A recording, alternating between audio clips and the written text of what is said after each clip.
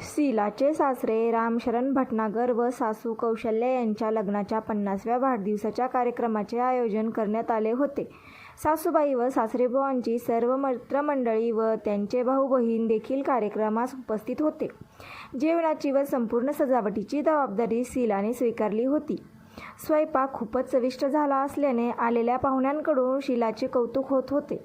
व्यासपीठावर विराजमान झालेल्या शीलाच्या सासू-सासऱ्यांचा आनंद तर गगनात मावत नव्हता. त्यांनी 50 वर्षे सुख समृद्धी व आनंदात घालवली होती. मित्रपरिवारामध्ये ते यशस्वी जोडपे म्हणून ओळखले जायचे. त्यांना मुलामुलींनी व भावाबहिणींनी भेटवस्तू दिल्या.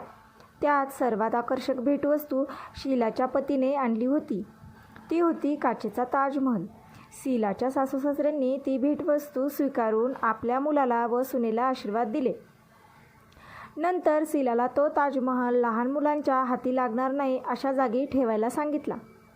शीला ताजमहल घेऊन ठेवायला गेली आणि तिचा पाय साडीच्या पदरात अडकून ती ताजमहलासह पडली. जोरदार आवाज झाला आणि ताजमहालाचे तुकडे तुकडे झाले. तो प्रसंग पाहून शीलाला पाहुणे मंडळी तिच्या गलथानपणाविषयी बोलायला लागली. शीलाचा पतीही तिच्याकडे रागाने पाहू लागला. शीलाला रडू आवरले नाही. शीलाला पाहून तिची सासू कौशल्या मात्र तिच्याकडे धावतच गेली. तिने तिची समजूत घालत सांगितले की ताजमहलच फुटला ना, काळजी करू नको, तो पुन्हा आणता येईल. साज बिभवती असे म्हणत तिने तिचा गतकाळ उपस्थितांना सांगितला. त्या म्हणाल्या, मी सून असताना जे भोगले ते माझ्या सुनेसोबत होऊ देणार नाही. शीलाच्या सासूनं एवढे म्हटल्याने वातावरण बऱ्यापैकी थंड झाले. ताण सैलावला. शीलाची सासू पाहुण्यांसमोर शीलाचे गुण गात होती. शीला देखील तिच्या कामात व्यस्त झाली आणि मनात विचार करू लागली.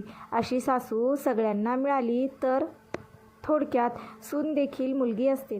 चूक प्रत्येकाच्या हातून होते. त्यामुळे सुनेला मुलीसारखी वागणूक मिळायला पाहिजे, नाही का? तुम्हाला काय वाटते? आणि तुमची ही सासू तुम्हाला असंच वागवते ना? कमेंट करून नक्की सांगा. आणि आवडली असेल तर व्हिडिओला लाईक आणि अशाच अनोख्या आणि युनिक स्टोरीज ऐकण्यासाठी आपल्या चॅनलला सबस्क्राईब नक्की करा. भेटूयात अशाच नवीन स्टोरीमध्ये. तोपर्यंत धन्यवाद.